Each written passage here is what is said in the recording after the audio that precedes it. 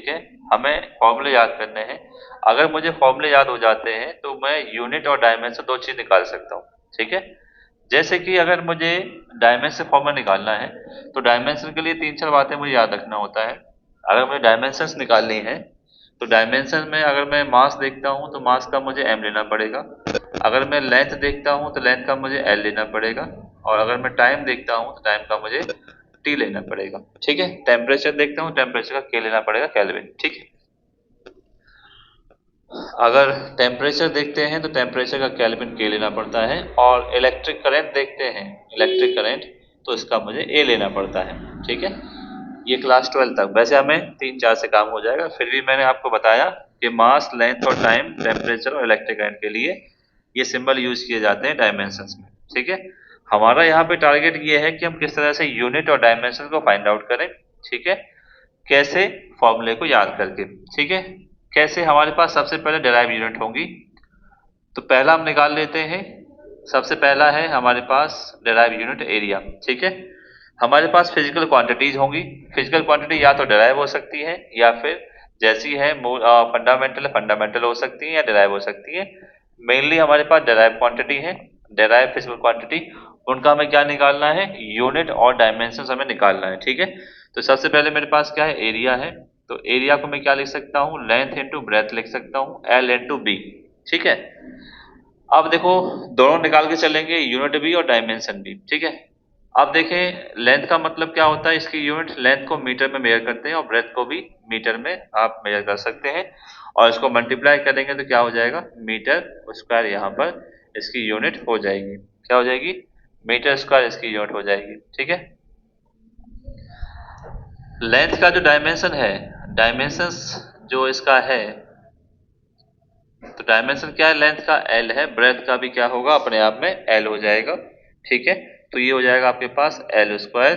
अगर मैं dimension formula लिखता हूँ पूरा, ये तो डायमेंशन एल स्क्वायर, तो डायमेंशन फॉर्मूला, जब भी आप डायमेंशन फॉर्मूला लिखोगे उसके लिए एम एल टी होना कंपलसरी है। ठीक है, तो एल स्क्वायर है, एम और टी नहीं है तो आप जीरो लगा दोगे। ठीक है, अगर आप सीधे पूछता है डायमेंशन क्या है एरिया की, तो बेटा एल स्क्वायर पढ़ना है। ठीक है, और बाकी जो नहीं है वो उसके लिए जीरो लगा देना है। ठीक है, एम जीरो टी जीरो ऐसे आप लगा दोगे। ठीक है, अब जो सेकंड है मेरे पास वॉल्यूम। ठीक है, वॉल्यूम का क्या होता है, लेंथ ब्रेथ और हाइट तीनों मल्टीप्लाई में होते हैं। ठीक है, जब तीनों मल्टीप्लाई में होते हैं तो लेंथ का मतलब क्या है, इसको मीटर में, ब्रेथ को भी मीटर में और हाइट को भी मीटर में हम लोग मेजर करते हैं। ठीक है, और तीनों का मल्टीप्लाई कर देंगे तो किसमें हो जाएगा, आपके पास मीटर क्यूब में हो जाएगा। ये इसका क्या हो गया, यूनिट हो गया। बात समझ आई। अब जब यूनिट निकल के आ जाता है तो हम क्या निकालते हैं, डायमेंशन निकाल लेते हैं। ठीक है, डायमेंशन क्या है इसकी, डायमेंशन जो है इसका भी एल, ब्रेथ का भी एल और इसका भी एल, तो तीनों मल्टीप्लाई में आ जाएंगे तो एल क्यू हो जाएगा। बट हमें निकालना है डायमेंशन फॉर्मूला, तो एम जीरो, एल की पावर 3 और डी जीरो। बताओ ठीक है यहाँ तक। तो ये हो गया मेरे पास कॉन्सेप्ट वॉल्यूम का। अब देखो मोटा मोटा अगर देखें कि हमें क्या है, अगर फॉर्मूला याद हो तो हम दोनों चीज पे कंट्रोल कर सकते हैं और दोनों चीजें निकाल सकते हैं, यूनिट भी, ठीक है, और डायमेंशन फॉर्मूला भी दोनों निकाल सकते हैं अच्छे से। तो मेन बात क्या है, मेन बात ये है कि हमें फॉर्मूले याद होने चाहिए। अगर फॉर्मूले याद है तो चीजें हम निकाल पाएंगे। ठीक है, बार बार प्रैक्टिस करेंगे, बार बार प्रैक्टिस करेंगे तो याद हो जाएंगी चीजें हमें। ठीक है, अच्छा वॉल्यूम के बाद बढ़ते हैं हम डेंसिटी के ऊपर।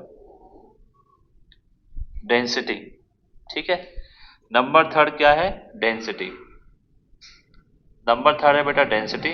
डेंसिटी का फॉर्मूला होता है मास अपॉन वॉल्यूम। क्या फॉर्मूला होता है, मास अपॉन वॉल्यूम, ये फॉर्मूला होता है डेंसिटी का।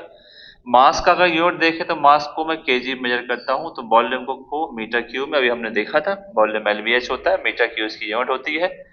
तो इसका यूनिट हो गया केजी पर मीटर क्यूब हो गया, केजी पर मीटर क्यूब। या कभी कभी इसको ऊपर ले जाते हैं तो केजी मीटर पर -3 आप लिख सकते हैं। ऊपर ले जाएंगे तो पावर कैसी हो जाती है, नेगेटिव हो जाती है। ठीक है भाई, अब इसके बाद देखें इसका डायमेंशन क्या होगा भाई, डायमेंशन फॉर्मूला क्या बनना चाहिए।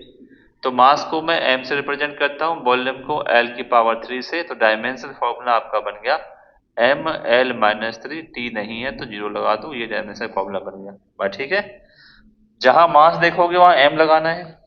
ठीक है, और पीछे का थोड़ा याद रखना है हमें, वॉल्यूम का हमें डायमेंशन फॉर्मूला लगा दिया, एल क्यू होता है, ठीक है, एल बी एच होगा, तो लेंथ हो ब्रेथ हो किसी प्रकार की लेंथ हो तो उसके लिए क्या लगाएंगे हम, एल लगाते हैं, लेंथ के लिए एल, लेंथ में ब्रेथ हाइट सब आ जाती है लेंथ में, ठीक है। चौथा हम देखें, चौथा स्पीड या वेलोसिटी, चौथा है स्पीड या वेलोसिटी, दोनों के लिए एक ही कॉन्सेप्ट है। स्पीड को हम डिस्टेंस अपॉन टाइम लिख लेते हैं, डिस्टेंस अपॉन टाइम, और यहाँ पर डिस्प्लेसमेंट हो जाता है, ठीक है। अगर स्पीड पढ़ते हैं तो डिस्टेंस अपॉन टाइम, वेलोसिटी पढ़ते हैं तो डिस्प्लेसमेंट अपॉन टाइम। डिस्टेंस या डिस्प्लेसमेंट को मीटर में ही करते हैं, एम, और टाइम का मतलब सेकंड, ठीक है, मैं सिंबल यूज कर रहा हूँ, तो इसकी यूनिट क्या होगी, मीटर पर सेकंड इसकी यूनिट जो है हो जाती है, मीटर पर सेकंड इसकी यूनिट हो गई। अगर मुझे डायमेंशन फॉर्मूला जानना है तो मीटर मतलब लेंथ, डिस्टेंस का मतलब क्या है, लेंथ का मतलब एल, टाइम का मतलब टी, टाइम की डायमेंशन टी होती है, तो इसको ऊपर ले जाएंगे पावर -1 हो जाएगी। तो डायमेंशन प्रॉब्लम क्या मिसिंग है, एम नहीं है, तो एम जीरो एल टी -1, ये इसका कॉन्सेप्ट हो जाएगा स्पीड का और वेलोसिटी का। स्पीड और मीटर पर सेकेंड है स्पीड की यूनिट, डायमेंशन एल टी -1, ऐसे ही वेलोसिटी की हो जाएगी। तो मेन कॉन्सेप्ट समझ में आ रहा है, सिर्फ फॉर्मूला नोटिस होना चाहिए, बाकी सब याद हो जाएगा, ठीक है। ये हमें 12th क्लास तक के समझना है भाई, क्योंकि 12th क्लास में भी ये यूज होते हैं, इसलिए अच्छे से फॉर्मूला याद कर लेना है, ठीक है। अब देख लेते हैं स्पीड वेलोसिटी के बाद एक्सेलरेशन देख लेते हैं, ठीक है। Number 6 acceleration. एक्सेलरेशन देखें तो एक्सेलरेशन का मतलब होता है चेंज इन वेलोसिटी, यानी अल्टीमेटली होती तो वेलोसिटी है, change in rate of velocity, यानी वेलोसिटी में जितना भी चेंज करेंगे विद रेस्पेक्ट टू टाइम वो होता है आपका एक्सेलरेशन, ठीक है। अब यहाँ पर वेलोसिटी की यूनिट हमने क्या निकाली थी, मीटर पर सेकंड, टाइम की फिर से सेकंड होती है, तो क्या हो गया मीटर पर सेकंड स्क्वायर, ठीक है, ऊपर ले जाएंगे तो सेकंड पे -2 हो जाएगा, तो ये तो हो गया इसका यूनिट। अगर डायमेंशन समझें कि डायमेंशन क्या है भाई, तो डायमेंशन उसकी चेंज इन वेलोसिटी की डायमेंशन क्या थी, एल टी -1 अभी निकाली हमने पीछे, और टाइम का कितना होता है बेटा टी, तो एल टी -2, तो डायमेंशन फॉर्मूला क्या हो गया बताइएगा जरा, एम नहीं है, एम जीरो एल टी -2, ठीक है भाई, इतना ये हो जाता है, एम जीरो एल टी -2 ये आपका हो जाता है, ठीक है भाई, ये हो गया एक्सेलरेशन। इसके बाद और पढ़ते हैं फोर्स का। फोर्स का होता है बेटा मास इनटू एक्सेलरेशन, ठीक है। देखो फॉर्मूला है, कभी कभी कुछ फॉर्मूले में शॉर्ट में भी याद होते हैं, फोर्स मतलब एफ, एफ का फॉर्मूला होता है एम इंटू ए, है ना, मास इंटू एक्सेलरेशन। बस हम कभी कभी दिमाग पे ध्यान नहीं लगाते, हमें याद बहुत सारी चीजें होती हैं, जैसे वर्क का, सोचने वर्क का क्या होगा, जबकि हमें याद है W equal F into S, ठीक है। प्रेशर अगर देखें हम तो प्रेशर क्या होता है, force upon area, P equal F upon A. Stress, stress ही प्रेशर ही होता है ना। काइनेटिक एनर्जी याद रहता है 1/2 mv², ऐसे ही पोटेंशियल एनर्जी याद रहती है हमें mgh। तो फॉर्मूला देखना है हमें, फॉर्मूला याद होगा हम सब निकाल लेंगे हम, ठीक है भाई, तो इसलिए इसी समझ की बात है। तो फोर्स का मास मतलब होता है बेटा केजी, एक्सेलरेशन क्या होता है मीटर पर सेकंड, तो ये इसकी हो गई यूनिट। एक और यूनिट होती है इसकी, क्या होती है भाई, न्यूटन, ये भी तो होती है फोर्स की, न्यूटन, ये भी आप रख सकते हो। अच्छा डायमेंशन क्या होगा, डायमेंशन फॉर्मूला मास का m होता है बेटा और एक्सेलरेशन का एल टी -2, ये निकाला हमने, ठीक है, तो एम एल टी -2 हो गया। फोर्स का, फोर्स की जो डायमेंशन है वो सबसे इंपॉर्टेंट है, ठीक है, एम एल टी -2 सबसे ज्यादा इंपॉर्टेंट है फोर्स की, जो हमें हमेशा बहुत सारे इसमें काम आएगी फोर्स की, ठीक है भाई। चलें आगे, 7 तक हुई, देखो 7 के बाद फोर्स के बाद देखते हैं, आगे देखते हैं भाई, फोर्स का देख लीजिए, वर्क निकाल लीजिए, है ना, वर्क, वर्क का फॉर्मूला क्या होता है बेटा, फोर्स इनटू डिस्टेंस या डिस्प्लेसमेंट। फोर्स की यूनिट क्या होती है न्यूटन, डिस्टेंस की क्या होती है बेटा मीटर, ये तो हो गई यूनिट। दूसरी होती है बेटा जूल, ये भी हो सकती है यूनिट, है ना, कॉमन यूनिट है, याद भी रखनी होती है हमें जूल। एक हो सकती है फोर्स की केजी, मीटर पर सेकंड स्क्वायर भी हो सकती है। डायमेंशन फॉर्मूला क्या है, फोर्स का डायमेंशन में पीछे से पता था एम एल टी -2, डिस्टेंस का L, तो क्या आ गया ml² T-2। बताओ ठीक है। अच्छा, वर्क डन ही एनर्जी है, तो जितने भी टाइप की एनर्जी होती है सबकी डायमेंशन यही है, सबकी यूनिट जूल है। ठीक है, तो यहाँ पे मैं ये लिख सकता हूँ कि जिस भी टाइप की एनर्जी हो, चाहे काइनेटिक एनर्जी हो, चाहे पोटेंशियल एनर्जी हो, या ऑल टाइप एनर्जी, ठीक है, यूनिट क्या होगी बेटा? यूनिट अगर याद करें तो जूल होगी, और अगर डायमेंशन फॉर्मूला याद करें तो ml² T-2। आंख बंद करके याद रखिए, इस चीज याद होगी। फॉर्मूले से निकालना चाह रहे हो, मान लो सर सही नहीं है, देख लेते हैं, तो 1/2 mv², काइनेटिक एनर्जी का मास इंटू वेलोसिटी, कांस्टेंट कुछ होता नहीं है, मास का मतलब kg, वेलोसिटी क्या होती है बेटा? मीटर पर सेकंड, ये तो होती है वेलोसिटी की यूनिट, मीटर पर स्क्वायर लग रहा तो स्क्वायर लगा दिया, kg मीटर स्क्वायर पर सेकंड स्क्वायर। अब देखो डायमेंशन फॉर्मूले का, kg का मतलब क्या होता है? मास m, और वेलोसिटी की डायमेंशन क्या होती है? LT-1 ही तो होती है बेटा।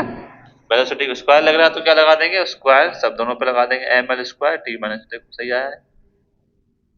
ठीक है भाई, यानी एनर्जी किसी भी टाइप की हो, सबकी क्या होगी? यूनिट जूल होगी, और डायमेंशन क्या होगा? ml² T-2 होगा। ठीक है भाई, ध्यान रखना, जितने भी टाइप की एनर्जी होगी, वर्क डन ही आपका होता है एनर्जी। कुछ और निकालते हैं, जैसे प्रेशर निकालते हैं। प्रेशर क्या होता है? फोर्स अपॉन एरिया होता है। ठीक है भाई, ये प्रेशर है। फोर्स का हमें यूनिट निकाली थी न्यूटन, एरिया होता है मीटर स्क्वायर, तो इसकी यूनिट क्या हो गई बताओ? न्यूटन पर मीटर स्क्वायर हो गई इसकी यूनिट। ठीक है, डायमेंशन फॉर्मूला निकाल लीजिए। डायमेंशन फॉर्मूला क्या होगा? तो डायमेंशन फॉर्मूला क्या है? फोर्स का डायमेंशन क्या होता है? mlt-2, area L²। एक L से L कट जाएगा, एक बचेगा, ऊपर ले जाएंगे -1, पहले से माइनस तो चल रहा है वाला। ठीक है, तो pressure ml-1 T-2, force upon area. Pressure का पास्कल भी यूनिट होता है, या फिर न्यूटन पर मीटर स्क्वायर भी होता है। ठीक है, या तो न्यूटन पर मीटर स्क्वायर, और दूसरा क्या होता है? पास्कल। ठीक है बेटे, याद रखना है। ओके, उसके बाद हम बात करें स्ट्रेस का। स्ट्रेस भी सेम होता है, स्ट्रेस या प्रेशर बात एक ही है। ठीक है, फोर्स अपॉन एरिया सेम है, तो इसका मतलब सेम हो जाएगा, न्यूटन पर मीटर स्क्वायर या पास्कल हो जाएगा। ठीक है, और अगर डायमेंशन फॉर्मूला की बात करें तो ml-1 और T-2 आपका हो जाएगा।